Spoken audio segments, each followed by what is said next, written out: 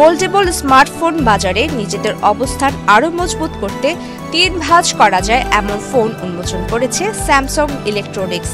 এই Galaxy Z ট্রাইফোল্ডকে ঘিরে প্রযুক্তি বাজারে নতুন করে উত্তাপ ছড়াতে শুরু করেছে। এই ফোনটি চীনা প্রতিদ্বন্দ্বী হুয়াইকে টেক্কা দেবে বলে ধারণা করা হচ্ছে।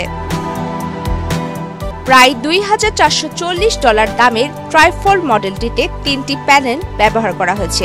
পুরোপুরি ভাঁজ খুললে ফোনটি 10 ইঞ্চি পর্দায় রূপ নেয়। এই ফোনটি স্যামসাং এর সর্বশেষ গ্যালাক্সি জেড ফোল্ড 7 এর তুলনায় প্রায় 25% বড়। ওদের স্বপ্ন পূরণে পাশে থাকতে পেরে আমরা গর্বিত।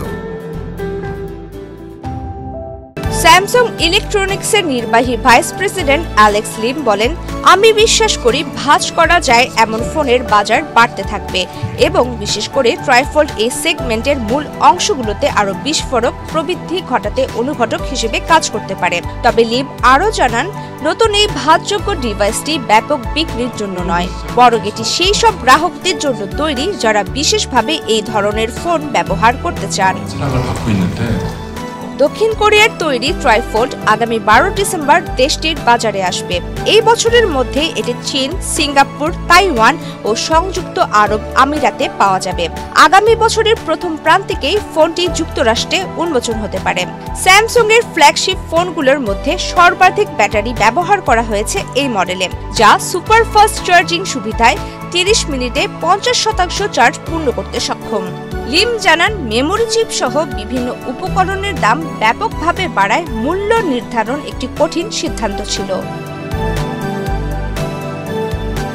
বিশ্লেষকদের মতে ফোল্ডেবল বাজারে প্রতিযোগিতা আরও তীব্র হতে চলেছে। চীনের হুয়াওয়ে গত সেপ্টেম্বরে প্রথম 3 ভাঁজ করা যায় এমন ফোন বাজারে আনে, আর অ্যাপল আগামী বছর তাদের প্রথম ফোল্ডেবল উন্মোচন করতে পারে বলে ধারণা করা হচ্ছে। তবে উচ্চ দাম ও উৎপাদন সীমাবদ্ধতার কারণে এই বাজার এখনও তুলনামূলক সীমিত থাকবে বলে মত বিশ্লেষকদের। কাউন্টার পয়েন্ট রিসার্চ জানায়, এবছর মোট স্মার্টফোন বাজারের মাত্র 2% হবে ফোল্ডেবল ফোন। 2027 সালেও তা 3% নিচেই থাকবে। স্যামসাং এর তথ্য অনুসারে প্রতিষ্ঠানটির ফোল্ডেবল বাজারের শেয়ার তৃতীয় প্রান্তিকে 64% পৌঁছেছে, যা আগের প্রান্তিকের 9% থেকে বড় লাভ। প্রমিতি কিবরিয়া ইসলাম, বাংলাদেশ প্রতিদিন।